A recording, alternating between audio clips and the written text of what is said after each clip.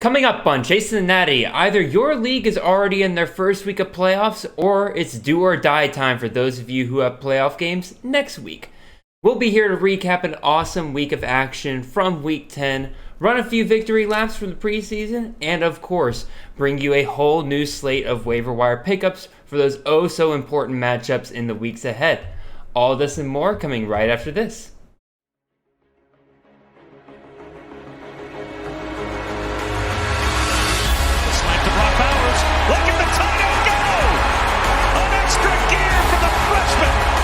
Zappy looking to Jared Stearns, who makes the catch and scores. What a burst! Trayvon Henderson, as advertised, touchdown Buckeyes! This is Chasing the Natty, a college fantasy football podcast.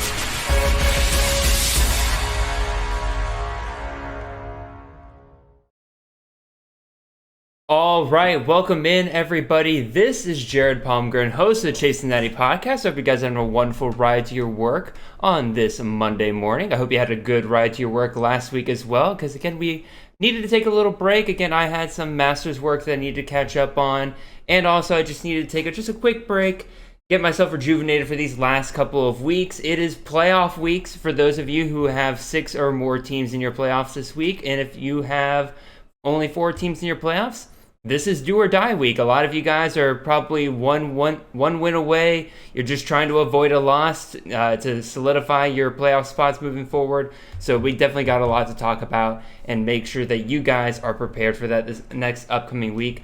But we also got to recap this last week, and we got definitely a lot to talk about. Again, really appreciate you guys joining in. Again, it is... Again, I'm Jared Palmgren, and of course, joining me as always is my wonderful co-host and CFF analyst, Mr. Nate Marquise. Nate, how are you doing today, sir? I am overall. I'm doing pretty good. My voice may sound a little raspy today. I no lie, am working a little bit through a hangover here. It was kind of an interesting Saturday. My wife did a surprise 40th birthday party for me. Oh, wow. So you just didn't know that you're turning 40 this weekend? I was aware of the date and aware that 40 was coming. My birthday was actually on Wednesday earlier in the week, and we went out and, out to dinner or whatever. No big deal on Wednesday. And then on Saturday, I've been telling her all week, like, hey, listen, Saturday, I just want to chill. I want to watch the game. OU plays at 2:00 our time. And I was like, there's kind of a big game also coming on at 2:30 between a couple SEC teams I'm interested in watching. So yeah, nothing that I thought was going on. And then she's like at 3:00, she's like, hey, why don't you get dressed? And a buddy of mine owns a bar here in Kansas City. She's like, why don't you get dressed? And we're going to go over to Kyle's bar. And I'm like, absolutely not. This game, the OU game, is on ESPN Plus. It is not even on TV. Kind of interested in what's going on with Georgia and Tennessee. And she's like, no, you're going to get up and you're going to go to the bar. So we did. And turns out my family had driven up from 5 hours away from Oklahoma City to come up here. And there was about 25 other friends that were up there hanging out as well. So it was total shocker to me. Did not expect to see my parents and my brother and all that. So it was a good time, and I didn't miss much because OU sucked at football yesterday. So they scored some points. Okay. They always score points. They just never stop the other team from scoring points. But no, it was a pretty fun Saturday after all. I'm glad that she was able to pull off that surprise, and we had a blast. Yeah. Well, again, first of all, happy birthday, happy 40th Thank birthday. You. As I was taught when my dad turned 40, it's all downhill from here, so enjoy it. I will. I'm in good health, so I'm feeling good even though I'm 40, and it's a little bit tougher to wake up the next day after having a few drinks the night before. Understandable. Other than that, everything's good, man. Yeah, my Saturday, I would say it was just a normal Saturday, but again, game day was in town, so of course I had to grab my sign, had to go out there, and I freaking nailed the shot several times. I got over Pat McAfee's shoulder during one of his segments, and it was just like clear as day right there behind him. And then pretty much when they got back up on the main stage, I had found a spot where basically anytime they focused solely in on, God, who was it? Reese Davis, I had it over his shoulder. Nice. So that was fun. Awesome, I was glad I was able to get in on that. Campus was buzzing yesterday. Again, we'll definitely talk about the game here in a second, but it was really great to see a big time football game in Athens this year. There was a lot of people who were a little concerned when we first looked at the schedule this year that there was not going to be any big games really for home game in Athens this year, but we were wrong. We got a top 3 matchup, and again, we'll definitely get into all that here in a second. But yeah, it was a great time. Nate, have you ever been to game day? Has game day ever been anywhere near you? Oh, okay. What matchup? So Bedlam a couple times, Oklahoma State. Fair enough. There's been game day.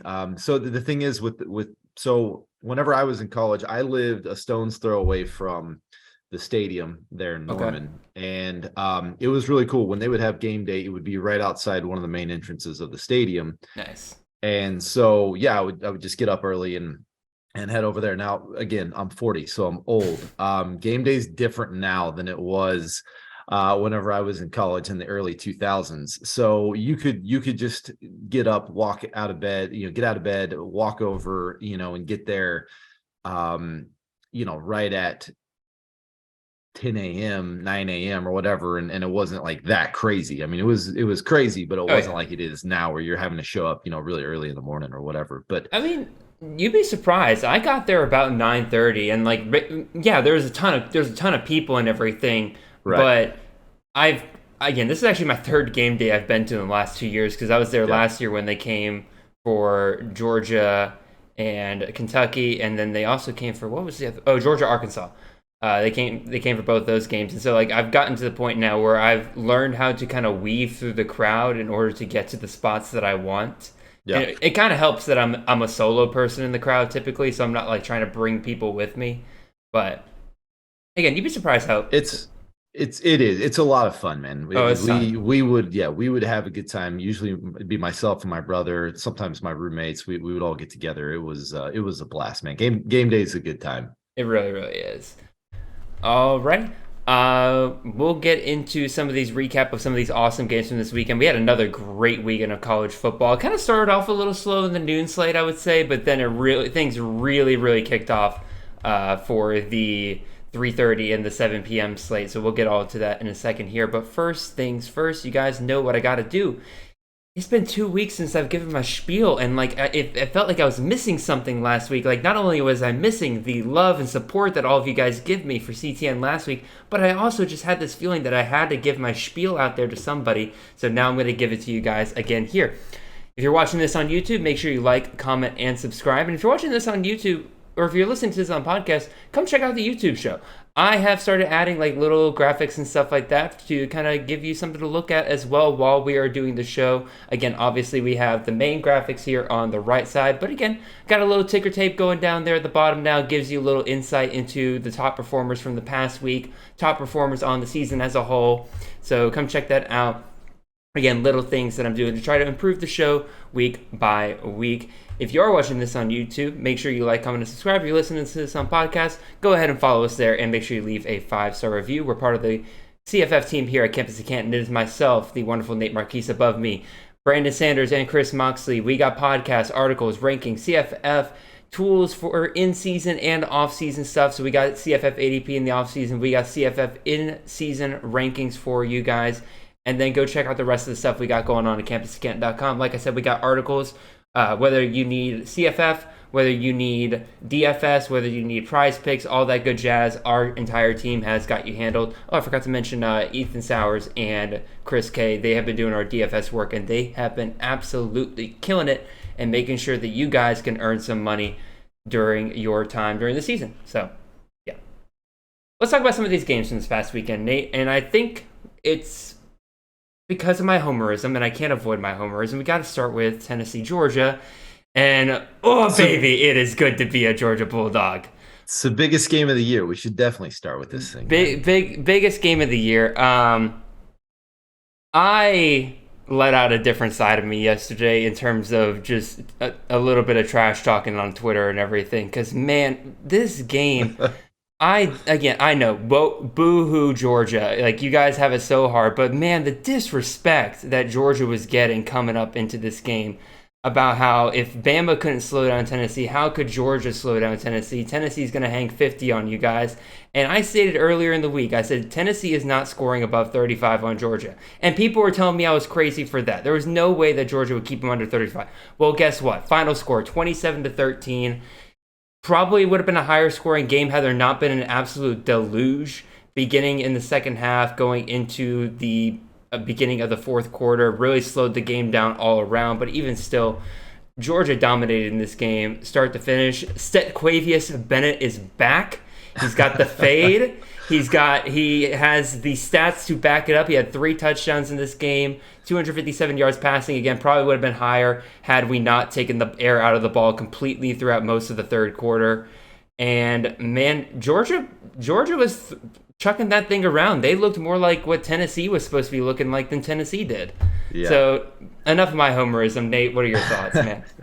So, like I mentioned, I haven't had a chance to watch the second half of this game, and I was kind of preoccupied with everything going on yesterday. But I did get to watch a lot of the first half. And man, full disclosure, I used to not be able to stand Stetson Bennett. I really could not. I found him insufferable. But I will say this, over maybe it's kind of the theme of the show here. Maybe it's my old age coming out now, but there's something I kind of like about this, like what seems like another 40-year-old man out there dominating on the field, and just this chip on his shoulder. This kid plays with absolute, I shouldn't say kid, this old dude plays with just absolute moxie. And he is actually really entertaining to watch. And we messaged about it yesterday.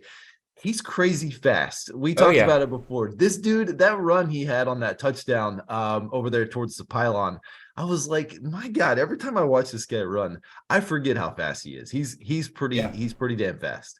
I think it was I can't remember who said it on ESPN, but one of the guys on there said he is deceptively athletic. Like you look at him and you have no idea that this dude has a possibility of running a sub 4.4.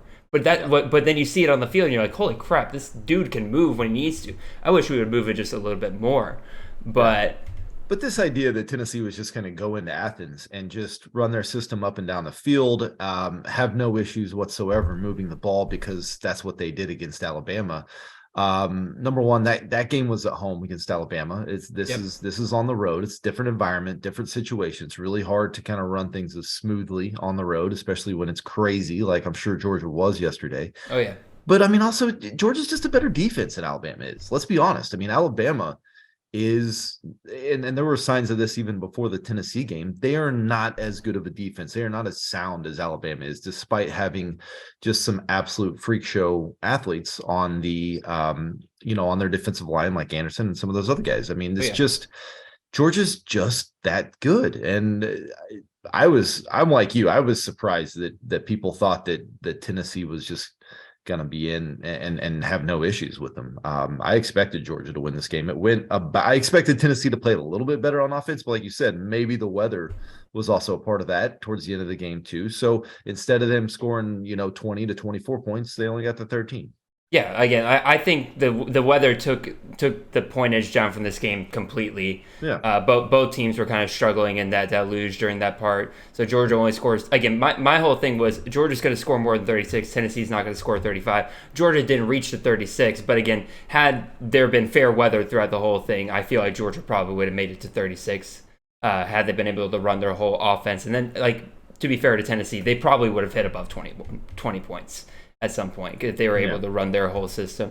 But regardless of anything, again, the win felt good. It was a prove it win for the dog. A lot of narratives got busted. Again, I put out a tweet yesterday. I'm like, but Stanford Stadium crowds aren't impactful. They had 7 false starts yesterday, and they reached 130 decibels in that stadium yesterday. To give you an idea, for those of you who don't know how loud that is, that's crazy loud. The whiteout at Penn State reached 101 decibels. And 101 decibels is as loud as a New York subway station. Georgia reached 130 decibels yesterday that's in Sanford. Really loud. Yeah. But even so, in addition, like Georgia can't get sacks. Georgia had like 6 or 7 sacks on Hendon Hooker yesterday. Georgia's secondary can't keep up with Tennessee's receivers. I believe their longest pass of the day was like 30-something yards. Georgia can't outscore Tennessee. Well, obviously they did yesterday. Yep. It was a good time. Enough of the homer talk. Let's talk about some of the other games. Let's go to the other top 10 matchup. And this is the one that I think was decidedly the better game. A lot of people were disappointed with Georgia-Tennessee. Well, Georgia lived up to the expectations. One other team did not. But Alabama-LSU, the night game in Death Valley. LSU has found something here. They have, ever since the Tennessee game, they've really been on a roll between Florida, between Ole Miss, and now Alabama. They're playing some really, really good football down in Death Valley. I knew this game would be tough for Alabama. I honestly did not expect, though, LSU to actually be able to pull this off. But quite frankly, it was a slow game for the most part up until about the fourth quarter, when it was just about which team was going to make the most plays at the end of the day. And LSU and Brian Kelly, credit to him, went with the gutsiest play of them all. At the end of the first overtime, he said, nope, I'm not getting a shootout with Alabama any further. We're going to end it here, right now. And I think somebody pointed out, it was the same play that Clemson played on Alabama to win the national championship. They played at the for the 2-point conversion, and they converted it again. So extra hurt on that final right there. But Nate, what was your overall thoughts on the Alabama LSU game? So a little bit more defense early on than I expected. Alabama under Bill O'Brien, it still just doesn't look like they're really hitting on all cylinders. It looks more challenging than it has in the past for Alabama and over the last, maybe 5 to 6 years or so for Nick Saban. But I mean, you got to give credit to Brian Kelly. I was totally interested to see kind of how things would turn out in LSU, because it's such a weird hire, without him being from the South and all that. But the dude can flat out coach, and such a ballsy call at the end of that game. And I often wonder, I'm like, would I ever go for 2 in these situations and just end it? I don't know if I could make that same call. And it was a great play call. It was a great execution, and kudos to them. I don't know if they played on a neutral field that they could beat Alabama. But that's what happens when you play nighttime games in Death Valley. LSU usually finds a way to pull those things out. No different here. Yeah, and going back to the Alabama side of things, I think you nailed it on the head with the Bill O'Brien stuff. Like, there's no way he is offensive coordinator at Alabama next year. I'm surprised he survived after last year. It was very clear that he's just not as good of an offensive mind as we kind of give him credit to. And God bless the school that tries to hire him as a head coach. Like, I don't really see it. I think it's totally going to be one of those situations where Nick Saban's not going to fire him, but he's going to be like, hey, man, this job's open, Nebraska, whatever. That job's open. You need to go get it. You need to go get it. And he's going to put a good word in, hey, talking to Nebraska. Yeah. But you ain't saying great. He's a great guy. Yeah. But you got to go. You got to go. We can find better than this. Well, the other part of this is, and again, play calling obviously a problem for Alabama right now, but the other part of it is that none of these receivers truly are stepping up for Bryce Young or in Alabama in the way they have in the past. Ja'Cory Brooks, to his credit, had a good day, 7 receptions, 97 yards, and a touchdown. But even still, like, normally what makes Alabama so dangerous is they have multiple of those guys. They have guys that if you cover one, you leave 2 more of them open. And they're just not getting that right now. And it's weird because they have the talent, it feels like. It's just they're not getting the talent out like they used to. Like again, guys like Jermaine Burton, guys like JoJo Earl. Now, granted, JoJo Earl is still kind of coming back from injury. I think he'll be good in the future. But some of these other guys, it just really feels like that nobody else is really stepping up for them right now. I think that's part of their problem right now. Did you see Ja'Cory Brooks had 19 targets? Did he? I didn't even see that. Holy crap. Yeah. 19 targets and only Brooks. 7 receptions. 7 receptions, 97 yards. Yeah, and I just don't think this offensive line is as good as what we're used to seeing from Alabama. And I think that's part of the problem too, is that Bryce Young's having to be a magician back there. And that's going to throw the timing off of things. And that's what this offense has always been predicated on, is this timing. And that's how it's looked over the years under Tua and everybody. I mean, it's about timing, and then they're able to exploit some issues of the safeties creeping up and these speedy wide receivers that can go deep on, and that's just not happening right now. Nope. All right, we could go into some of these other games. Again, Notre Dame upsets Clemson. Clemson, I think pretty much most of the media agrees at this point, is outside of the playoff conversation now. They got with exploited. that. They got absolutely demolished in that game against Notre Dame. Real quick, how about DJU getting pulled? Klubnik comes in, throws one pass, intercepted, and then back to DJU. What a disaster. That's one of the worst things I feel like a coach can ever do. Is you take your young guy, and I don't want to spend too much time on this game, but you take your young guy, you take your young player, you throw them out there and you say, hey, this is your chance, like, and everything, like, our team's down, let's throw you out there, let's see what you can do. He throws a pick and then you just sit him right back down. Never mind. And no, that is a absolute confidence killer for these players. Like, what a terrible coaching decision right there. You throw Cade Klubnik right back out there because you made that decision. You said, we're making a switch here, unless it really was for one play, in which case, why? Yeah. Still, that, again, quick mini rant over. Other part of it, Ohio State, call it a struggle win against Northwestern. They couldn't really get much going for most of that game. The defense stepped up. They scored a couple touchdowns late in order to get it going. Weather had a big impact there. Can't knock them too much, except for the fact that I played CJ Stroud hoping that he would demolish Northwestern, and then he only got me 10 points on the day, so that sucked. Yeah, that weather was bad. I mean, he wasn't good. No, I'm not gonna make any excuses for him, but I mean, when you're having to throw into a pretty steady 40-mile-an-hour wind and precipitation and that type of thing, that's tough, man. That's tough, and it sucked seeing Travion Henderson with that late scratch. Everybody was expecting him to get rolling again. So, man, it's so hard with these Ohio State guys, man. It seems like they're just holding everybody out. There's only like 2 games on their schedule between Penn State and Michigan that they even have to worry about. Yeah. And the other part of it is that I feel like it was weird that Ohio State took so long to move away from the passing game. Like, Northwestern figured it out pretty quickly that the only way anybody's moving the ball in this game is if we're running the ball. And he's got a Heisman on the line. Yeah, I know he's got a Heisman on the line, but it doesn't really matter when you then go out and throw for less yardage than the Northwestern quarterback had more passing yards than CJ Stroud. That is a problem. My favorite tweet about this game, and it's from my boy Scott Bell, who's big Michigan homer. But his tweet that just said, "Have we considered that maybe Northwestern's just really good?" I was like, that's a 1-8 Northwestern. I was like, that's such a good tweet. Oh my gosh. USC got another shootout with California. Well, to be fair, California came back late, scored 21 points in the fourth quarter to make it kind of interesting, but USC doing what we were kind of hoping they would do throughout most of the season, and that's just have to continuously keep scoring points because their defense can't stop anybody. I love it, man. They are plus 18 in the turnover margin, which is ridiculous. Just insane. That's insane. Caleb Williams has 32 total touchdowns on the year with 1 interception, 0 fumbles. This team hasn't lost a fumble all year, and the defense. I just remember watching like the first few weeks of the season, and they had like 5 pick sixes or something like that on defense, and I'm like, this defense sucks. Like, they're really bad, and they're just getting so lucky right now. And then, sure enough, man, over the last 3 weeks, they are just leaking like a sieve right now. I mean, chickens are coming home to roost. Yeah.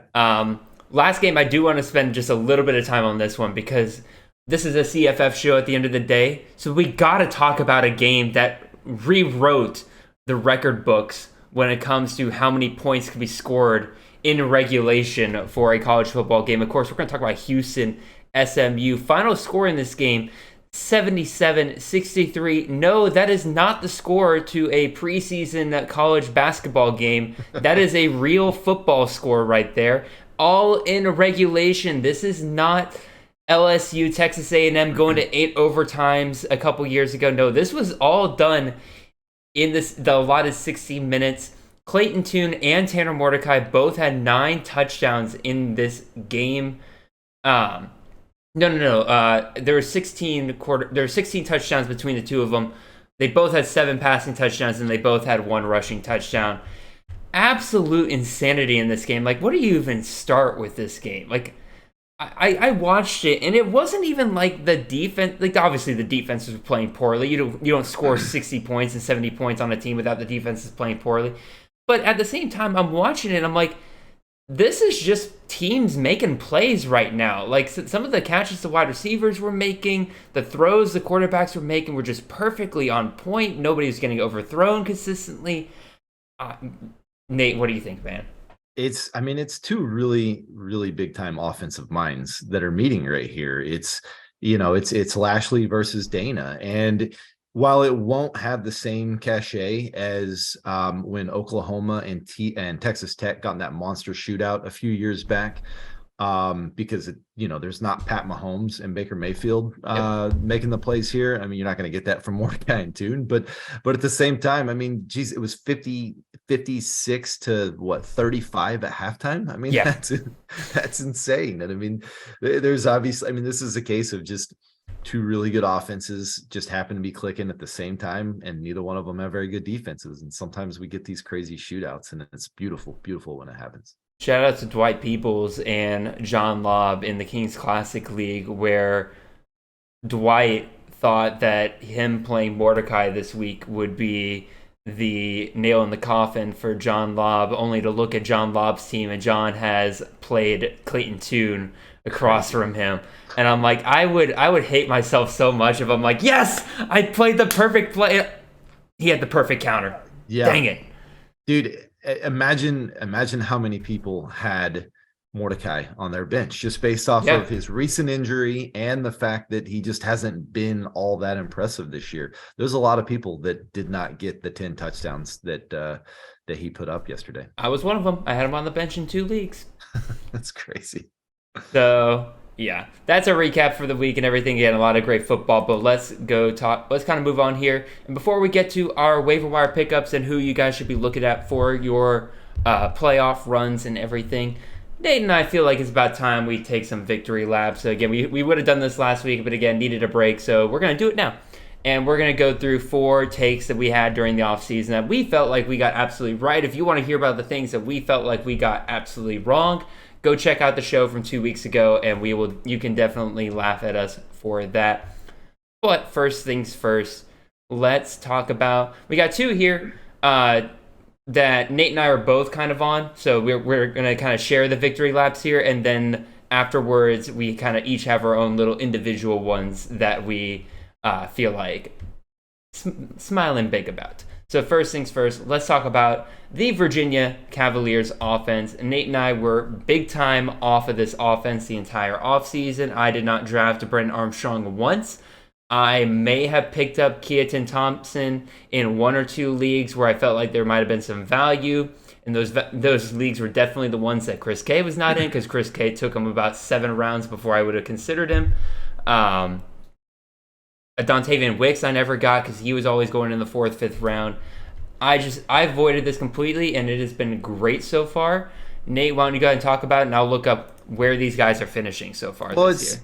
It's just an example of, and we talked about this all preseason, of how big of an impact coaching changes make when it comes to college fantasy football. And I just felt that the loss of Robert Dene from Virginia and the addition of who they added, coming from Elliott and Kitchings coming in to run that offense was just a massive change. And I honestly didn't think that Brennan Armstrong was that good of a quarterback to begin with, but he was somebody I targeted a lot last season because of the system in which he plays in.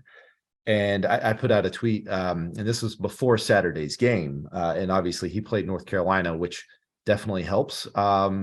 Nothing fixes your issues. Your offensive woes. Your offensive woes better than playing North Carolina's defense. But even still, Brennan Armstrong had 6 total passing TDs through, I believe, 8 games earlier this year. And he had and he had 5 passing touchdowns in one game last year, and he had 6 through 8 games, and there were multiple games where he had 4 last year as well too. I mean, it's a woeful offense to watch, and of course now it sounds like they've got a lot of injuries along that offense as well with a lot of their playmakers. Oh yeah, same with Dontavian Wicks. He was somebody that I highlighted in the in one of my stock down reports before the season started. So I mean, it's bad. Yeah, it's definitely a battle around. I just looked it up. Brennan Armstrong currently on the season is the QB 47, and that has a lot to do with some bigger performances that he had in week 8, week 10, and the very first week of the season. Otherwise, he is consistently outside of the top 60 quarterbacks on a week in and week out basis. No way that you're playing this guy unless you just know the matchups that you want to play him in. And even, and again, obviously we probably would have played him last week if you had him and you were continuing to trust in him because, again, like Nate said, UNC defense is always there to help you out on that. And their wide receivers, Nate, Keaton Thompson is currently the top wide receiver for UVA. What wide receiver rank do you think he has on the year? Well, he didn't even play yesterday, which was probably their best offensive performance. I would say he's got to be outside the top 75. Yep. Yeah, outside the top 100. Outside top 100. Outside the top 150. No, he's within 100 and 150. Okay. Yeah. Yeah, he's currently wide receiver 112. Our good friend Dontavian Wicks currently wide receiver 199. It's just been bad all around. And like it was one of those situations with both Wicks and Armstrong. We kept moving him further and further down our preseason ranks, and I was like, I feel like this they can't be this bad, but I'm like, but I'm not gonna invest in it. No, it was a complete avoid for me, and it is a lesson moving forward. I think that people do really need to take these coordinator hires and system hires very seriously. They need to understand that, like, hey, talent is a lot of things, and talent is very important, especially if you're in a C2C league and you're looking for guys that are going into the NFL. Like, talent's a very, very important thing there, obviously. But at the same time, if you're trying to earn points in college fantasy, you have to pay attention to the systems and where they are going. Definitely will want to look into that more during the offseason. One of you suggested in the survey that we do an entire show dedicated to coaching trees and how systems have kind of flared out across college football, how they've changed over time and everything. That would be a great show, and it'd be something that I think a lot of people would be very interested in. But it also, again, Virginia is a perfect example of what happens when a system leaves a school and they make the wrong hire, that all your CFF guys that you love from that team, even if they're still there, can lose all their value very quickly. Now, let's go to another school that did lose their offensive coordinator, and we decided to stay invested in it, and that was the Western Kentucky offense. We were still big time into the Hilltoppers, Nate, throughout the entire offseason.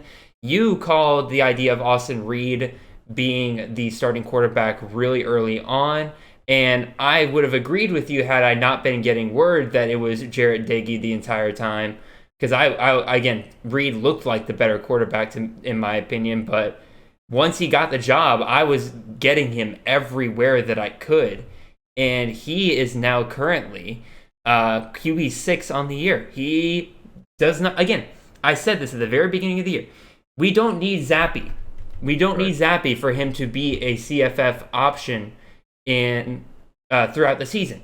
Heck, if we got 90%, he would still be a top 4 QB. If we got 75%, he'd still be a top 12 QB. Well, he's QB 6 on the year because that's exactly what we're getting with this offense.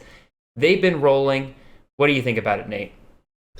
Yeah, it's like I said, I didn't love the idea of Jarrett Doege, but at the same time, I was still willing to draft him in places.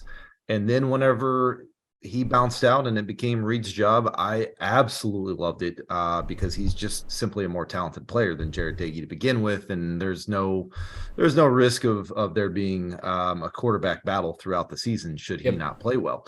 And for the most part, he has played well. I mean, there's been a couple games he's been down, but I mean, you get some of what you got yesterday. And that's a guy that's capable of putting up 400 yards and 6 touchdowns on any given Saturday. So, yeah, I mean, it's a situation where we continue to invest in that offense because Arbuckle is a disciple of Zach Kittley. So you are getting a form of Zach Kittley's offense. It's not like Virginia, where they're bringing in a totally new staff, and the staff has been just totally terrible when it comes to CFF. So, you're getting that leftover coaching tree that is exactly what you want. And so, yeah, it's proven to play out very nicely for both the quarterback as well as the wide receivers.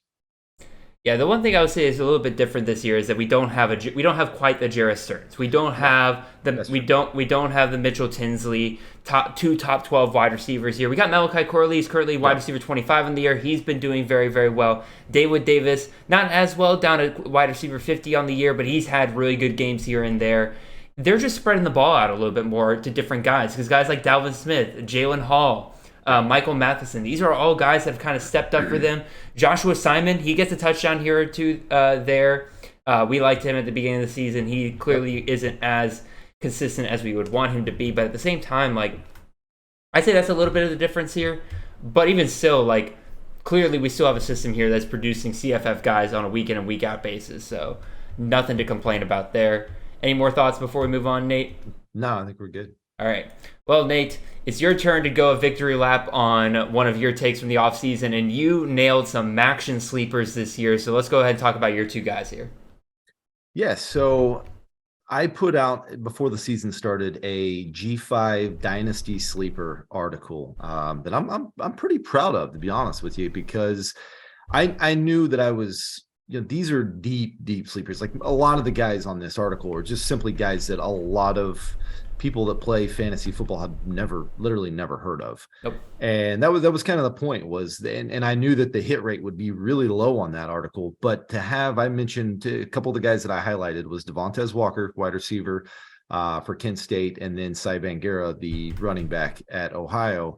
And those dudes have been total nails this year. And I knew that it'd be nice if a couple of guys were hits from that article. But when I was thinking hits, I was thinking, okay, guys that'll occasionally get you 10 to 12 points or whatever. But I think there's a legit chance that we're looking at two guys next year that are going to be top 20 in their position when we come out with our preseason rankings. I mean, I think there's a legit chance that could happen. And so, I'm pretty, I'll definitely take a victory lap on hitting on a couple of those guys there. Yeah, again, health being a little bit of a barrier for these guys right now. Say Bangera's definitely been banged up a little bit. But again, he had a 3-week stretch where he had 3 top 30 performances at running back, one of which was a top 2. He finishes the RB2 on the week, and I don't think that's going to slow down once he comes back and is healthy. He should be good to go.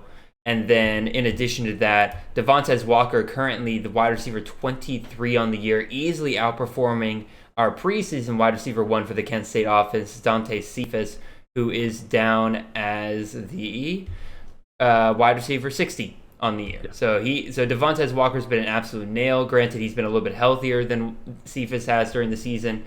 And he clearly just becomes a deep threat because, again, as Nate mentioned in his article, when he first talked about Walker's athleticism for the MAC is off the charts. He is there.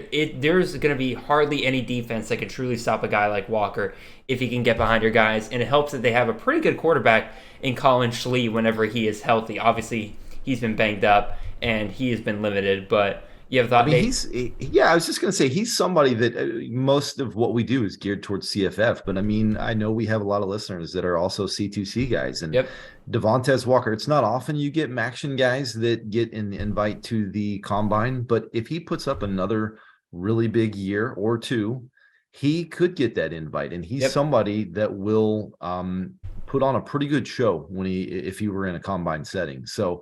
I think there's legit, Sunday upside with him. Yeah. Love the call there. Last but not least, I'm going to go on my little victory lap. I had a couple quarterbacks I was kind of going back and forth on who I could victory lap over. Garrett Schrader was one of them because when he has been healthy, he's been pretty good this year.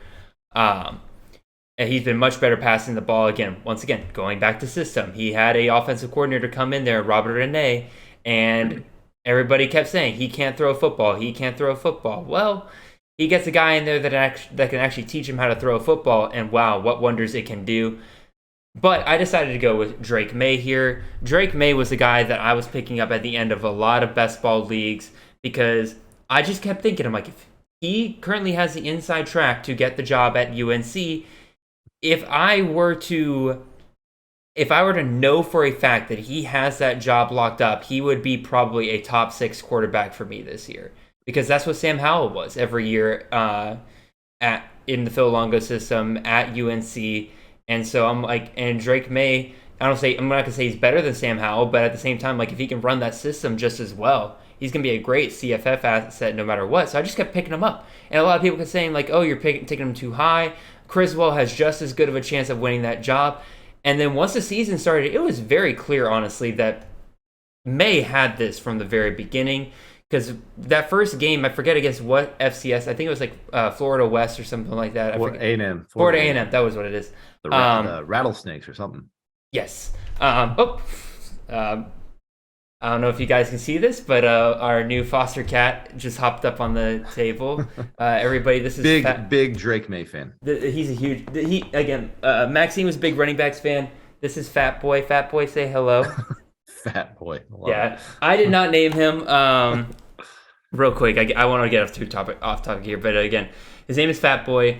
Can't rename him yet because his owners. It's one of those situations where the owners are moving and they thought that they could keep their cat at the place that they moved to, but it turns out they don't have any. They're not allowed to have any pets there, so we can't rename him yet because then he's gonna get confused on what he's actually called. But yeah, that's Fat Boy, everyone. He is a very sweet boy. Anyway, Drake May. During that game against Florida A&M, he never left the field. And that was something that Nate and I discussed after that week 0, where we said that was shocking to us because we were so convinced that Criswell, especially in a blowout game like that, would get snaps. And no, they just kept Drake May out there. And that told me Criswell, as good as a quarterback as he probably is, and he's going to make a great quarterback somewhere else next year, he never had a shot at this job. It was going to be Drake May from the very beginning, and I was very right to invest heavily in him throughout the offseason.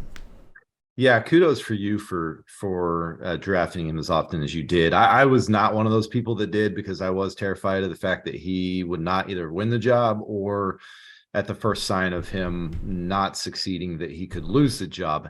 Because I am a big believer in Jacoby Criswell, and he's somebody that – yeah, he's somebody that I'm going to put out an article based on just kind of what ifs in the transfer portal, and I think he is definitely one of the top 3 quarterbacks that we're going to see enter the transfer portal. And if he lands somewhere, I think he's really, really good. But obviously Drake May's an absolute superstar. So man, props to you for investing in him because it is certainly paying off. I mean, he was a guy that you could get, round 20 plus towards the end of the spring there as they continued to not name a quarterback. So worked out well. Worked out very well. He's currently QB3 on the year. Alrighty, y'all. Let's get into some of these waiver wire pickups. So mostly here we're talking about guys who we typically talk about in terms of like they've been performing well recently. You should put them on your roster. But Nate and I specifically wanted to really focus in on some guys that have really, really good schedules over the next 3 weeks as you are in a playoff games this week, or you're trying to get that one last win to secure your playoff spot. And so we're going to talk about some of those guys here, and we'll get to the quarterbacks first. We'll also dip in a dynasty play or two, depending on if we got enough waiver wire pickups or not. So first things first, let's get to the quarterbacks here. We're going to start with Shavon Cordero, the quarterback out of San Jose State. Rostered on 35% of rosters. I'll be real. Overall, I'm a big fan of the San Jose State offense moving forward, especially over the last 3 weeks. Their next 3 games are San Diego State, Utah State, and Hawaii. Those are 3 just pretty rough teams overall. none of those defenses really strike the fear of God in me in terms of like, oh God, can San Jose State and this offense really put up points on them? No, I fully expect them to be able to find their fair share of points week in and week out with those last three teams. And like I said, Chevan Cordeiro only on 35% of rosters, and he has thrown 40 plus times in the last 3 weeks, and he consistently uses his legs on the ground. Every once in a while, he'll have a dud on the ground in terms of getting sacked multiple times. That's kind of the downside of Cordeiro, is that San Jose State has been, I believe, is the #1 team in the country in terms of giving up sacks. So there's a little bit of risk there, but he is still finding his fantasy points on a week in and week out basis. Nate, what are your thoughts on Cordeiro? Yeah, I don't have too much to add. We've talked about him before. He's somebody we've mentioned. San Diego State, Utah State are okay matchups, but I wrote down a list of 10 defenses that I would want my players going against in the playoff weeks more than any other defenses, and Hawaii easily made that list. They are atrocious. So if anything else, if he's available, you need to pick him up. And even if you don't play him the next 2 weeks, that championship matchup against Hawaii, his old school, I'm sure he's going to want to stick it to them a little bit, or at least prove that he's the man. That's a beautiful, beautiful championship matchup that you could see easily 300 yards passing, 100 yards rushing. I mean, that's the kind of game you can get out of him there. So I would say that is a defense that there's a lot of defenses that can take advantage of San Jose State's porous offensive line. Hawaii is definitely not one of them. You have no problem there whatsoever. Yep. Absolutely. Next one up here, Nate has already warned me that he is going to shoot me down on this one, but I'm going to go through with it regardless. And I understand why. He's had a rough couple of weeks, the past couple of weeks. He's not looked very good, but I can't deny what I like in terms of this upcoming schedule. I'm talking about Mr. Hunter Dekkers, quarterback out of Iowa State. Felix, be proud of me. Rostered on 24% of rosters.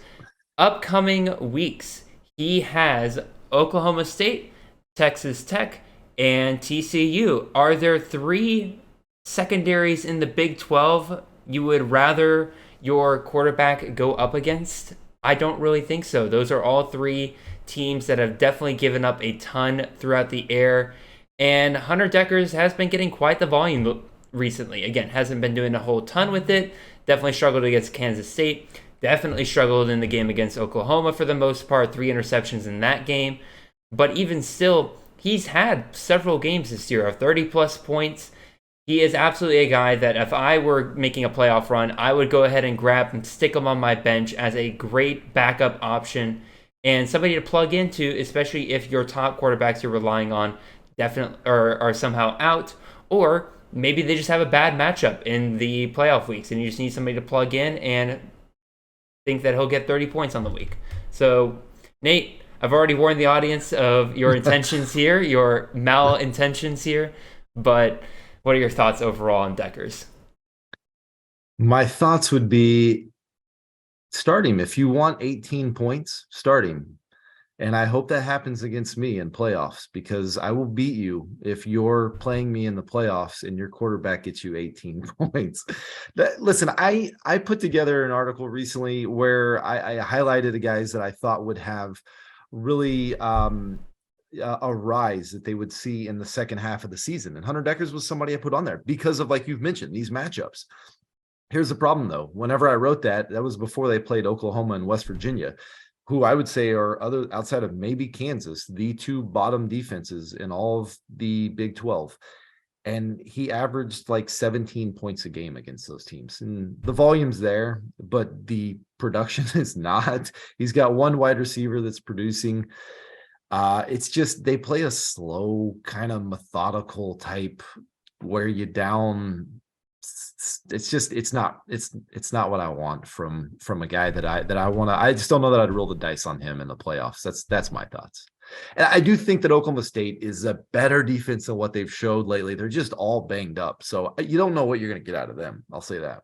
Okay, I'll go to maybe they're shootout. I will say with Texas Tech and TCU, they're going to play fast, and he is going to be forced to throw the ball 40 plus times. That's for sure. Will he do anything with it? That's definitely not for sure.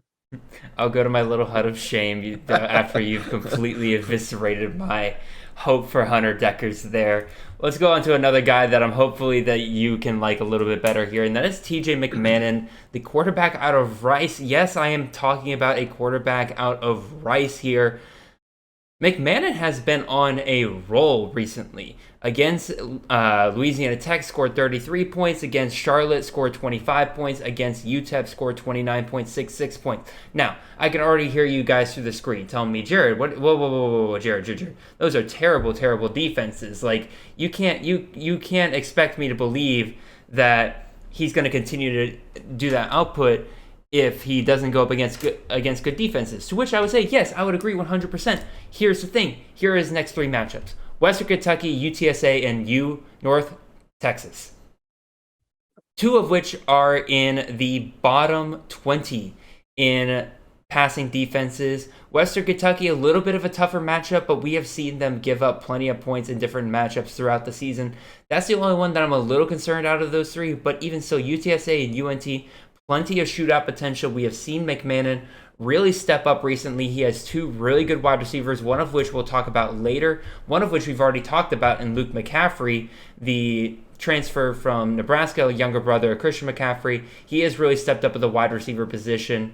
He's got weapons to work with. And especially with Ari Broussard being out lately, they don't have really a great option at running back. I like the potential of McMahon moving forward in these next 3 weeks. Nate, do you like him a little bit better than Deckers? I do. Yeah, definitely like him better than Deckers, which is crazy. If we were talking about this preseason wise, I like the Rice quarterback better than I like Hunter Deckers. But I mean, yes, the defenses he's played the last few weeks have been terrible. And I do think Western Kentucky and San Antonio and North Texas are all better defenses than what he's probably seen with Charlotte and at least Louisiana Tech. But there's also more shootout potential there. The volume should be there. Rice is going to have to keep up with these offenses. And Western Kentucky, UTSA, and North Texas are three of the better offenses in the G5. So, yeah, I think there's a good chance we see him, have to throw the ball 35 plus times and run the ball 10 plus times, which is what you want. You want that volume. So I like it. I like that call. Last quarterback we'll talk, or not the last quarterback, last non-dynasty play quarterback here that we'll talk about here, and that is Mr. Tyler Shuck. We're breaking a rule here, but Nate was crying, throwing a fit, basically said he wouldn't do the show today unless I let him talk about Tyler Shuck at Texas Tech, because of course we have to talk about the Texas Tech quarterback position. We've been doing it all year. Why stop now? That's so true. And I hate talking about Tyler Shuck, who I think is not even a good quarterback, but here we are. We're going to do it because we don't know what the situation is with Baron Morton and the seriousness of that injury. And it certainly did not look like he was happy or comfortable on the sidelines whenever he was taken out of that game. I believe he was in a boot as well. Yeah. So, I mean, I think that there's a legitimate chance that he's out at least a game or two. And Kansas and Oklahoma are two of the three playoff matches that you'll see. Iowa State's not a good matchup. I probably would not start guys against Iowa State in the playoff matchups. But even though Tyler Shuck isn't good, even though he didn't perform very well against TCU, it's still we've talked about it. It's the Zach Kittley quarterback, and if he's going to be the one, and I can promise you, they will start him over Donovan Smith. Do not fall for what is about to come, and that is, Baron Morton's may be hurt, maybe not. We're willing to play three quarterbacks. If one of them can't go, we'll definitely play two. Yeah, Donovan Smith will get like 6 snaps, okay? And it's going to be mostly Wildcat. Tyler Shook's the guy that they want either Tyler Shook or Baron Morton to run this offense. It's not Donovan Smith. Donovan Smith might as well just go ahead and enter the portal today, because that's where he's going to end up in a month. So if Baron Morton's out, that Kansas matchup is still pretty juicy. So I think he's worth paying attention to. Little preview for your upcoming article about the transfer portal and everything, Nate. Is Donovan Smith a name that people will find on there? Yes, he will be on there. I think what's going to be really interesting, I don't want to go too much off on a tangent here, but Will he try to stay P5 because he feels like he's proven enough there at Texas Tech, or will he go the G5 route? If he went the G5 route and followed his old OC to Louisiana Tech, like we thought might happen over the last offseason, he's a really, really viable fantasy option. If he tries to, stick around in the P5 and does that thing, it's probably not the best matchup, but the tools are there. Depending on the system, he could be a really, really nice player. He's just not the right fit for this system. Yeah, a dual threat quarterback in the right system is always something you want to keep your eye out for CFF, and it was absolutely always better late than never. And that's a great segue for this next guy. I would say, next guy up here, I have him labeled as a dynasty pick, but let's be real, like he is somebody that you could pick up this year and play for the rest of the season. I think you would be pretty happy with him. Of course, we're talking about quarterback out of NC State, MJ Morris, rostered on 4% of leagues right now. Ever since Devin Leary went down, they tried a little experiment with I forget what the other guy's name is. He basically was so bad that Chambers. I forgot his name. Because they pulled him so quickly, they threw MJ Morris out there, and it was a completely different game. MJ Morris is a much better fit for this NC State offense. He really looks like the quarterback that a lot of people wanted Devin Leary to look like this year. Now, Leary's been kind of dealing with injury, banged up issues all season long. MJ Morris really looks like now the guy who's going to take over for Leary. Should Leary leave for the NFL after this year, which I doubt, or if, let's be real, there's a possibility that Leary could be entering the portal because of how well MJ Morris has been playing these last two games. Last two games, we have seen 6 touchdowns from Morris. We have seen fantasy performances of 23.8 and 24.7 points. If those are his first 2 starts and he can only improve from here, you definitely have to love that. And in terms of how this goes the rest of the season, last 3 matchups, Boston College, who's awful, Louisville, who defense has been better, but I think can still definitely give up enough with MJ Morris playing well enough. And then playoff week, guess what? North Carolina. Yeah, Any baby. quarterback you can play against North Carolina in terms of your championship week, this might be your guy that you want to look at right here. So Nate, what are your thoughts on MJ Morris? So after he came in the game, and what he did against Virginia Tech wasn't even a full game. He only basically played the last 3 quarters of that game because, again, they tried Chambers for some reason. He's a running back. They tried to play a quarterback. But I went back and watched some of that Virginia Tech game because I had only seen just some snippets of Morris. And when I watched that game, I'm like, holy crap, this dude can really, really spin it. And so I started kind of digging a little bit deeper into his high school play because he is a true freshman and he's a legit dual threat too. And we saw some of that come out in the last game where he carried the ball 19 times. 3 of them were sacks, but still 16 times he was carrying the ball.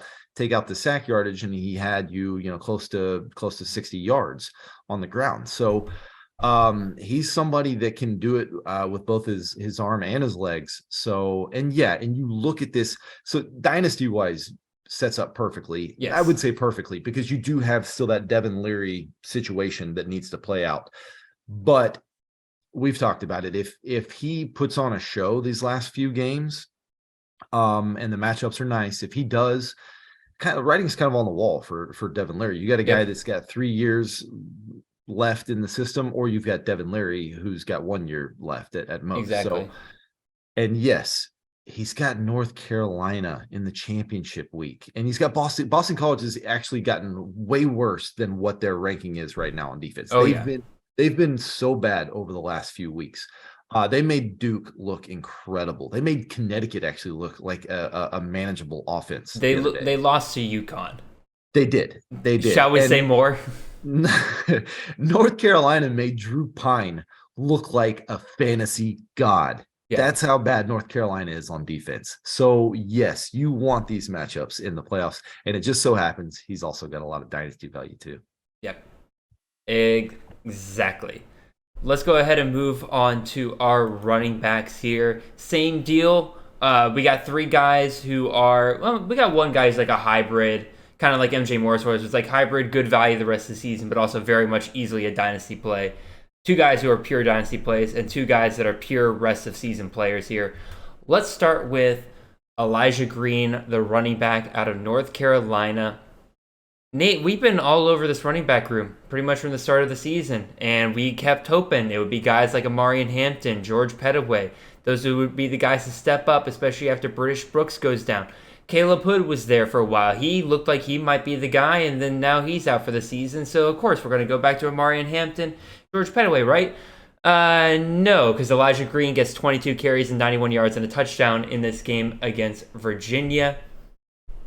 And anytime you got a running back room like that looks like it's a mess, and then all of a sudden one guy gets 20-plus touches in a single game, I got to pay attention to that. And this has been a offense that has really, really liked to have at least 1 to 2 running backs that can truly rely on in the game. And Elijah Green kind of proved that he could be that guy. Final 3 games of the season: Wake Forest, Georgia Tech, and NC State. Wake Forest 70th against the rush, Georgia Tech 109th against the rush, NC State 22nd against the rush. Obviously, don't love that matchup against NC State. I do think that will be a game that UNC will have to throw the ball in order to score in. But even so, that Wake Forest and that Georgia Tech matchup right there, those are 2 pretty good matchups for you right there. Nate, do you buy the idea that Green is the guy for UNC the rest of the year, or do you think this is kind of a fluke and we should be careful?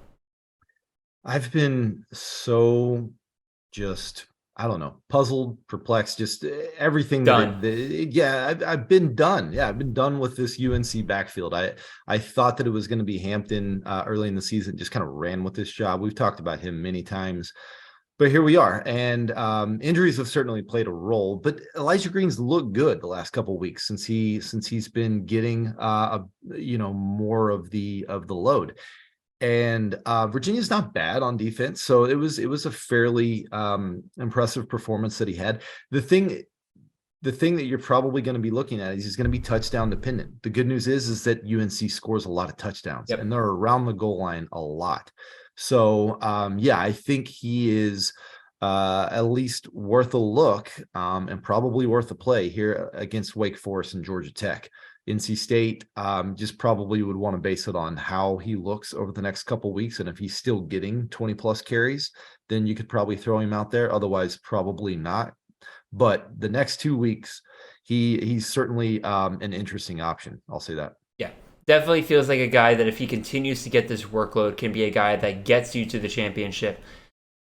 Probably not going to be the guy that you want in the championship. Yeah, it's just my only concern is it is the playoff week. This is do or die. And man, it's going to be frustrating if you start him and then all of a sudden Caleb Hood gets like 15 carries. And Caleb Hood's out for the season.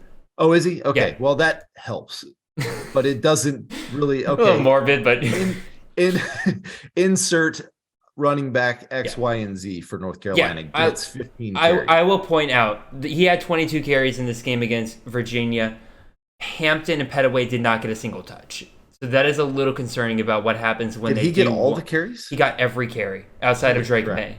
Holy crap. That's the other part of like, I'm excited, but also like, what if they decide to start splitting those carries up again? Yeah, I don't know. I mean, that kind of changes. I'm kind of a little bit more on board now. He's getting 100% of the carries. Nobody else is even getting a sniff. I would say he got every carry except for Drake May. Drake May still running the ball because he's awesome. Yeah. Next running back we'll talk about here. Going to go with Percy Agie-Obise, the running back out of James Madison. Injured at one point in the season, comes back, been dominant ever since. He has had 4 straight games of 18-plus touches. He has had 4 straight games of 90-plus yards. Hasn't gotten a touchdown in every single one of those games, so that's something you definitely don't love. But with Todd Centeio back, with the offense kind of humming a little bit more like it used to, I think you'll see more touchdown opportunities for them because James Madison will be playing better on offense with Centeio under center. Even in this past week against Louisville, Obise was the only guy to get a touchdown on the team, and he still was able to find over 100 yards on them. So this leads to, what does his playoff weeks look like? Well, this week he's got Old Dominion, who's 106th against the rush. Next week he has Georgia State, who is 112th against the rush. And then the week after that, you got Coastal Carolina, who's 55th against the rush. And you might say, ooh, 55th, that's a little bit of a drop. That's a kind of an average defense right there. It's like, okay, well, against average defenses, Aggie Obise is still the dude that's getting 100 yards and a touchdown as his base floor, basically. So I feel really good about grabbing Aggie Obise wherever I can get him. What do you think, Nate? Yeah, I'm with you too.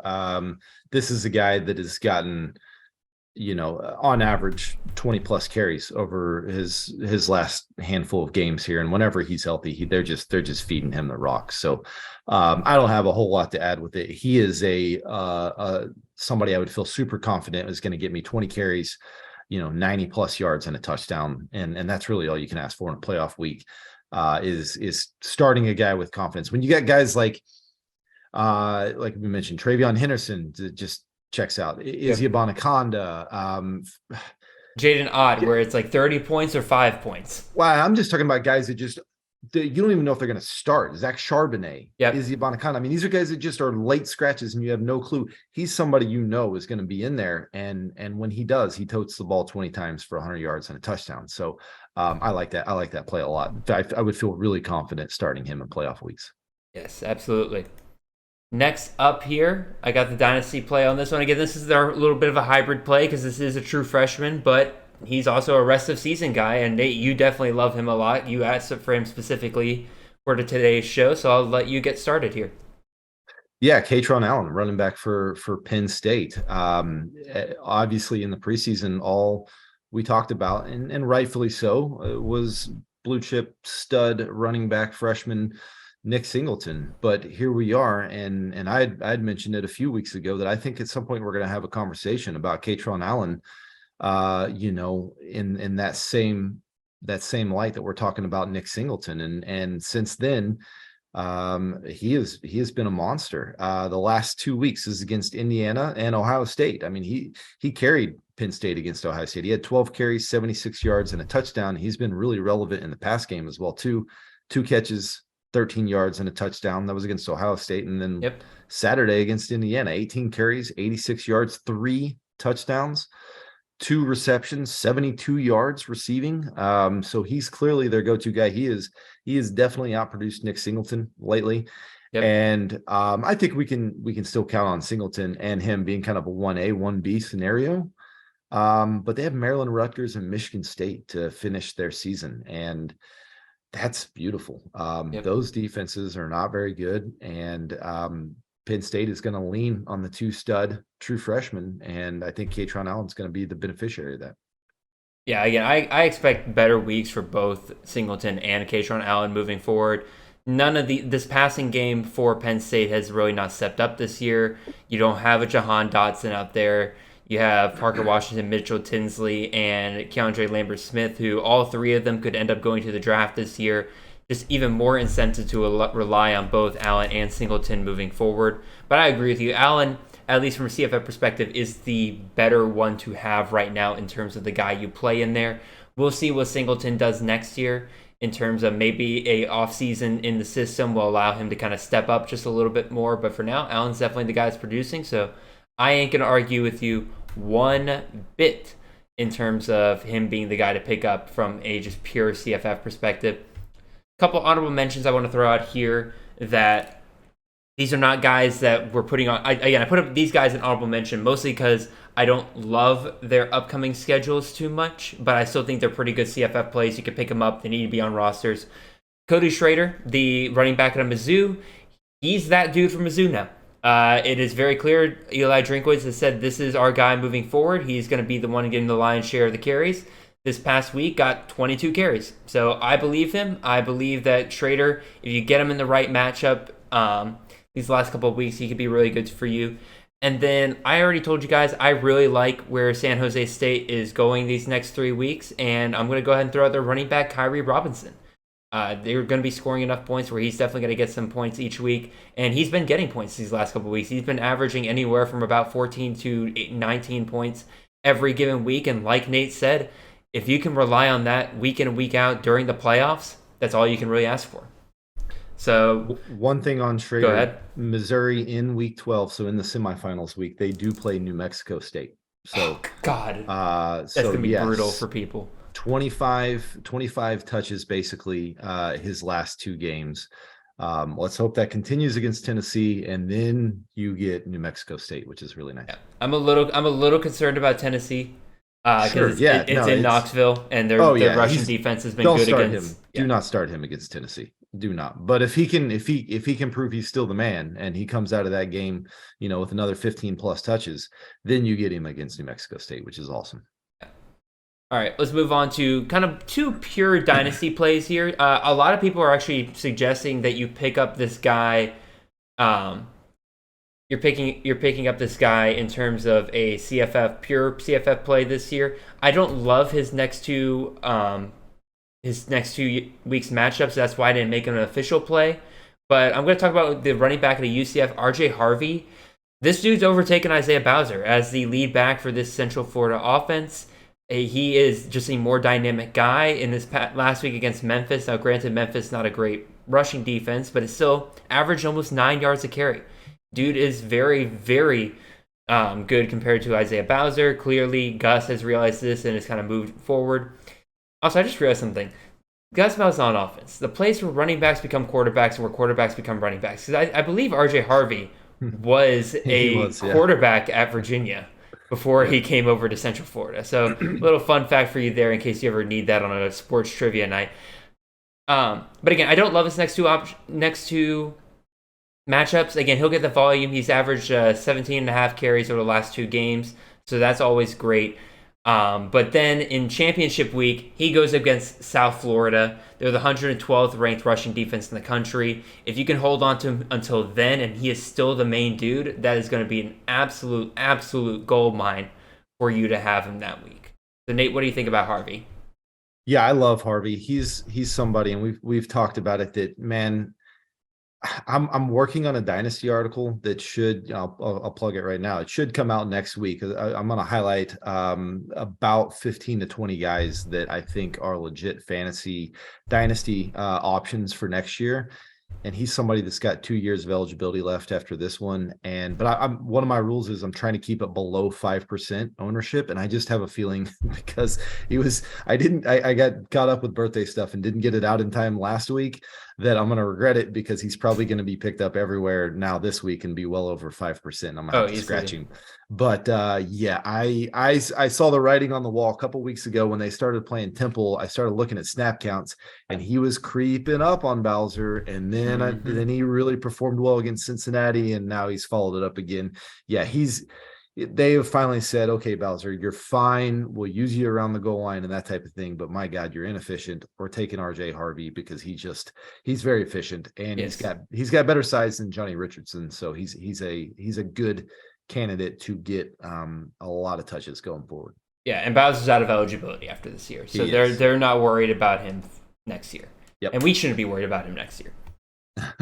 Next running back we'll talk about here, again, another pure dynasty play. I don't like his end of year schedule here. He's got Wisconsin, Minnesota, Nebraska. Those are going to be all low scoring games because he plays for Iowa. And that's an offense that doesn't like to score a lot of points, except for this last week for some reason. But we're going to talk about Caleb Johnson, the running back out of Iowa. I didn't expect Caleb Johnson I expect him to get some carries this year because that running back room is a little depleted.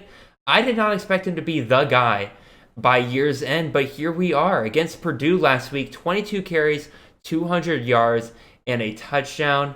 The week before, 14 carries. His number of carries have been creeping up over the last 4 weeks. I think Iowa is starting to make some changes for their offense. I think that Ferentz is starting to feel the fire just a little bit finally, I guess. But a big part of their success the last couple of weeks has to come with Caleb Johnson here. Again, I'm just very impressed that he's taken over the backfield so far. He's only rostered on 10%. If you're in a dynasty league and he's somehow available, go pick him up right now. No reason for him to still be there. No doubt. He is somebody that is a good combination of speed size and explosiveness, to where he's just clearly the better option. And this staff is so allergic to change, but he has forced their hand because he's just clearly better than the other options that they have in the room.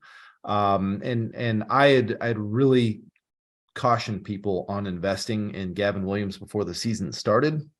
And part of the reason was Good that call. I thought both running backs, I didn't know the offense would be this bad, but I thought both running backs behind him were better than him. And that's proven to be the case. Williams is just a plotter. Caleb has 2 carries over 70 yards so far this season. Most recently this week against Purdue, where he had a 75-yarder. Their offense is still going to be bad next year. Kirk Ferentz will be back. I can't imagine his son will be back running the offense. Who knows? Maybe it will be. But you would think that there will be some changes this offseason and that maybe that offense is at least a little bit better next year. So he becomes a pretty solid dynasty play because of that. Yeah, absolutely. And by the way, I just looked it up for curiosity's sake. Gavin Williams has how many fantasy points on the year, you think? Oh, I don't know, 12? 17.6. I would say nothing. It's probably averaging 3 carries, 3 yards a carry. I mean, he's not good. Oh, he's not good at all. Let's move on to our wide receivers here. I mentioned earlier about a Rice wide receiver that we need to talk about, and here he is. Again, we've talked about Luke McCaffrey before. He's obviously been getting a ton of targets, but we need to talk about the guy who is probably the more explosive option for this Rice offense. And over the last 4 weeks, we have seen 3 100-plus yard games from this man. We have seen a touchdown in each of the last 4 games. 2 weeks ago against Charlotte, he had 2 touchdowns. Talk about Bradley Rosner. Like I said, wide receiver out of Rice. Tons of stuff to love here. Again, I talked about earlier, Rice's schedule over the next 3 weeks sets up beautifully for a passing attack. Western Kentucky, 78th against the pass. UTSA, 111th against the pass. North Texas, 125th against the pass. And if Rice also gives up points in those games, tons of shootout potential here. Great environment for an explosive option like Rosner to absolutely thrive in. What do you think about him, Nate? So, yeah, I mean, I don't have too much to add with it. I think similar to with the quarterback situation here at Rice, there's shootout potential in these games, and he's been a little bit feast or famine. But I mean, he's got 5 games with over 100 yards receiving, and he's had multiple games where he's, gotten double digit double digit targets. So yeah, I mean, there's upside here. So I would say go ahead and feel pretty confident here that he's going to continue this trend he's been on the last couple of weeks. Yeah, no problem there whatsoever. Next up, got a twofer here. I got 2 of these this week because I wanted to talk about these guys, but I didn't want to make each of them separate. And you guys know me. I like to talk about way too many players. So we're going to smush these guys together because they're on the same team. We're going to talk about the 2 wide receivers out of Texas A&M. You got Evan Stewart, the true freshman there, and then Moose Muhammad, who has really kind of stepped up the last couple of weeks for Texas A&M. Rostered on 32% and 9% rosters, respectively, and their final 3 games. Auburn, who has just been horrendous on defense this year. UMass, need I say more? And then finally LSU, which as good as they have been, their defense has not been the strength of their team. A lot of you are thinking to me, Jared, you're crazy. The Texas A&M offense has been awful recently. What are you doing to me? Yes, they have been awful. Here's the thing. 2 things. 1, they have not been great with passing, but when they do pass, those passes have been funneled to 2 guys, and that has been Evan Stewart and Moose Muhammad. You don't have to guess where those targets are going. Evan Stewart has had 10-plus targets in each of his last 4 games. Moose Muhammad, each of the last 2 games, 12 targets. Both of these guys have become the clear targets. Oh, and by the way, they're probably getting Connor Weigman back this week, who it seems like is their best passing option quarterback for the Aggies moving forward. I like the potential of these 2 guys in the final 3 weeks. Again, LSU, some people might be a little bit hesitant about that. I think, especially with that being a home game, I think that's a better matchup for Texas A&M than people kind of give them credit for. And I'm not, again, if you've listened to me at all this year, I'm not a Texas A&M fan by any stretch of the imagination. I just like the way things are kind of lining up for these 2. Nate, what are your thoughts? Yeah, I'm with you. Crazy things seem to happen in that LSU Texas A&M game that ends the season there. So, but yeah, I think a couple things are happening. One, the Connor Weigman, who didn't even play last week, but Connor Weigman helps that offense because he's just a much better passer than Haynes King is. But two, I think Jimbo's trying to shake free from this stigma that is his offense is archaic and that he needs to get with the times. And so he's kind of, I feel like, has opened it up recently, the last few weeks. But also, I think their defense isn't as good as what he's used to. And so they are kind of finding themselves playing from behind and playing in a little bit more shootouts than what he's probably comfortable with. And you're right. They're funneling it to two guys. These two are the ones to target. I'm even though I'm with you, I don't want to normally invest in Texas A&M. In this case, I get it. All right, we're going with another two for here, squishing these guys together. We're going to talk about Dorian Singer and Tetariah McMillan, the wide receivers out of Arizona, rostered on 36% and 29% respectively. Arizona, outside of this last week, really has been an offense you just want to invest in. Sometimes it's a little up and down with who gets the targets on a week in and week out basis. Singer has been awesome the last couple of weeks. Last week was an absolute dud, where he only had one reception for 9 yards, and then Tetariah McMillan was the guy that went off. But regardless, these are the guys that if you put them in with the right spot, I think you can find yourself with a ton of upside with them going forward. I can already hear Nate preparing to say, but Jared, these are the playoff weeks. You need guarantees. It's not all about upside anymore. And to which I agree. But the guarantee is this Arizona offense. And I think that these guys are well worth the risk of knowing that if they go off, they could be a league winner for you in any of those weeks. So Nate, what are your thoughts on Dorian Singer and Tetariah McMillan here? Yeah, another guarantee is that the Arizona defense is going to be absolutely terrible. And I agree. They made my list of 10 teams that you want to start your players against, and that's Arizona. So, yeah, they're going to be in shootouts. I like UCLA in the Arizona State matchup for Arizona. Washington State's been kind of sneaky good at defense. So that one gives me a little bit of pause. But other than that, we've talked about both these guys before in the past weeks. There's big upside with them. Anytime you can start a guy that could get you 35 plus points like Singer can, then you feel pretty good about it. And I'm okay with taking some swings for the fences whenever they're that big of swings. So I'm good with that. Yeah, no problem there. Enough with these duos. Let's get back to one wide receiver only, and we're going to talk about Elijah Cooks here, the wide receiver out of San Jose State, rostered on 26% of rosters. I've told you guys, this is my third player I've brought up today about San Jose State. I'm investing in this offense in the last 3 weeks. I like their schedule in San Diego State, Utah State, and Hawaii. I don't think any of those guys are going to really be able to slow down this offense, and Elijah Cooks has been that dude for Shavon Cordero. Again, I invested in Lockhart in the offseason. That was a mistake. Elijah Cooks has managed to stay healthy, and that has been a huge part of why he has been so successful this year. That was part of the reason why I was kind of off him throughout most of the offseason, because I was afraid that he wouldn't make it to this point in the season, but here he is, and he has been on a roll recently. 4 out of the last 5 games, he has had 10-plus targets. 4 out of the last 5 games, he's had 79-plus yards. 3 out of the last 5 games, he has had a touchdown. Clearly, one of Cordero's favorite guys to work with. I think in those matchups coming up, like I said, San Diego State, Utah State, and Hawaii, he will find what you need to win your leagues. What do you think, Nate? Yeah, similar to what we'd mentioned on Per Se, a guy would be say, you can't ask for much more than double-digit targets, 7+ receptions, 80+ yards, and a touchdown. That's what he's going to get you, and you can confidently start him in playoff weeks. And again, same thing with Cordero, man. That Hawaii championship matchup just is just screaming, as enticing as any matchup there is. So yeah, absolutely. I want to apologize to my listeners real quick again for Fat Boy rubbing up against the mic there, and I'm sure producing a very, very loud sound that probably hurt your ears. So my apologies there. But again, I love Elijah Cooks these last couple of weeks. I just took him in the CFF on Instagram, guys. We do the little competition and everything. I just took him for this week against San Diego State. So I'm pretty confident in him moving forward. Last guy we're going to talk about here, let's talk about J. Michael Sturdivant, not the guy on screen. Dadgummit, I knew I was missing one graphic. But J. Michael Sturdivant out of Cal.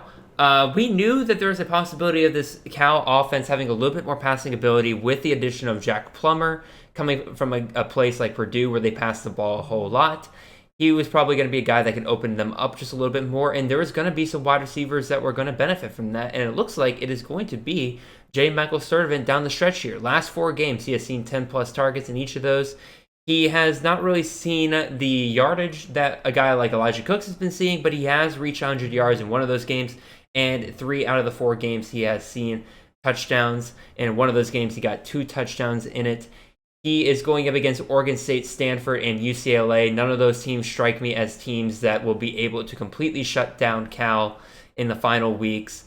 I don't love his addition to your team, but again, if you're somebody who's like getting into the playoffs and you're saying like, oh, all these teams around me seem like that they have a lot more guarantees than I do, he's a guy that you can pick up and probably get a really safe floor out of each week. What do you think, Nate? I like him in weeks 12 and 13 versus Stanford and UCLA. I wouldn't feel comfortable starting against Oregon State. Believe it or not, Oregon State is really good against pass defense. They shut down USC, the only team to shut down USC, and wind was a factor against Washington, but they absolutely shut down Michael Penix as well too. So I probably wouldn't feel super confident in this week's game, but love starting guys. Stanford, another one of my 10 that made the list. You've got to start guys against Stanford. That's a great matchup. So, but yeah, love the matchups against Stanford and UCLA. If there's nothing else you're learning from this podcast today, and that it is that you should be very much on the lookout for Nate's article in the next couple. Next week we should see this article? Oh no, I don't have an article on guys on defenses to that you want to start players against. I just wrote down a handful of defenses before this show. I was like, these are guys that these are defenses I want to target. Oh, you should write a short article on that.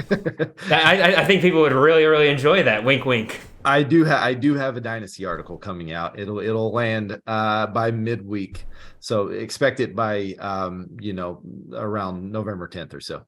Alrighty. A couple of honorable mentions here. Again, these are guys that are 40%, and really we talked about them enough. Like, I didn't want to throw them in here again. They each got pretty good matchups the last couple of weeks. Anyway, Sam Wiggles, wide receiver out of Ohio. Guys, he's been incredible. No reason why he should be under 40%. I don't know why I'm still talking about him. Derwin Burgess, wide receiver out of Georgia Southern. He has had one hiccup game really in the last 7 games. He's one of those guys that's a safe floor for you every single week. He'll hit the end zone. You'll be happy with him. 2 wide receivers in Dynasty that I realized I did not make graphics for. So we'll just go ahead. Late ads here, but we'll go ahead and talk about them. Sam Brown, wide receiver out of Houston. I actually almost put him on here as a late season guy, but I didn't really like Houston's schedule so much. And then Wesley Grimes, the wide receiver out of Wake Forest. Nate, you added him on here. You're the Dynasty expert. Go ahead, man. Another opportunity to plug we should have mentioned this whenever we were talking about my article coming out next week. Both these guys will be on the article. Sam Brown, similar to RJ Harvey. When I wrote this article last week, I did not expect that Clayton Tune was going to go off for 7 touchdowns and Sam Brown would be the beneficiary of 2 of those. But here we are. So I think he's a really good option for next year. He's a 3rd year wide receiver, but he is still technically a freshman this year by eligibility because of COVID and redshirt. So he has 3 years left after this one. And we know Tank Dell's out of eligibility. Yep. We know that Keyshawn Carter is out of eligibility. And so it's going to be him and Matthew Golden putting on the show next year. And I think that Houston's they will be somebody that I will highlight as far as a transfer quarterback destination. Because I think that that's a really good spot. So anyways, I think he's somebody to really invest in for Dynasty. Probably going to be a little bit harder to get now that they, put up all those points. And Wesley Grimes is somebody that I'll mention as a guy for Wake Forest. We know that A.T. Perry's likely to move on. He still has a year left, but I think it's safe to say he's moving on. Sam Howell's already said this is pretty much going to be his last year. Yeah. But we know that there is plenty of opportunity to go around in that offense. And I think he's somebody that's a very talented wide receiver in that group. Fun fact on him, he is the first Wake Forest wide receiver not to redshirt since 2015. That's how much they like him. They have redshirted every single wide receiver there over the last 6 years. He's the first. He's played in over 5 games now, or over 4 games, so he can't redshirt. They like him. He's going to play a lot next year. All righty. Gotta love that. Again, I know a lot of people drafted Wesley Grimes in freshman drafts, but he definitely seems like the kind of guy that if you didn't like how he was producing, you could have dropped him. So go check your Dynasty waiver wires. Definitely. Got 2 tight ends for you real quick, one of which is more of a Dynasty play, but also somewhat of a rest of season play. And the other one is one of my favorite go-to guys that people ask me, like, who's a tight end that you feel comfortable with a week in and week out? We'll talk about him here. RJ Maryland will be the first tight end we talk about here. SMU, incredible week this past week. 4 receptions, 52 yards, and 2 touchdowns. Him and Redding absolutely went off. A big part of why SMU was able to score as many points as they did. Here is the added benefit. Again, I hate saying this because there is the unfortunate part of this involves an injury, but Redding, after his incredible day yesterday, is likely out moving forward. He went to the locker room. He came back out on crutches. I doubt that we see him really anytime soon for the SMU. So that basically means all tight end snaps move over to this freshman 4-star that you are going to be seeing SMU utilize heavily over the next couple of years. When Lashley was last at SMU, he had guys like Kyle Granson who were absolutely incredible CFF assets. Maryland, I think, is going to be a huge piece of this offense moving forward. It's like I said, now that the tight end snaps are going to monopolize towards him, he has some really good matchups coming up. South Florida this week. After that, Tulane. Don't play him against Tulane. But after that, Memphis. Memphis, 122nd, bottom 10 passing defense in the country. He should be able to do pretty well for you guys. The big downside with Maryland is that up until this point, up until yesterday, he hadn't really had a true breakout performance. But now he's got one. Maybe now Lashley realizes that he can trust him a little bit more, and I like him a lot. So, Nate, what do you think of him? I totally agree with you. I like RJ Maryland a lot, too. He's a true freshman that had a lot of hype coming into this season. And, man, I'm pretty bummed because he was the last tight end that I cut whenever I was putting together our freshman 50 article that went into the CFF guide.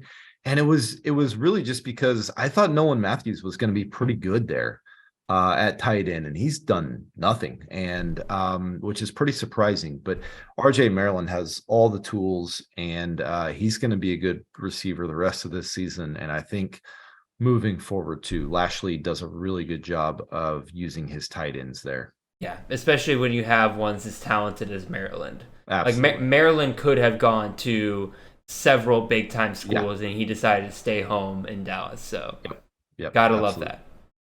Last but not least, let's talk about an older gentleman, a guy who's been around for a little while here. We got Tyrick James, the tight end out of Tulane, rostered on 16% of rosters. Man, I was big on Tyrick James coming into this year. He had a really rough start to the year, but now it looks like he's finally kind of catching on here. He is catching pretty much everything thrown his way. Out of all the targets that he has seen over the last 5 weeks, he has not caught 2 of them.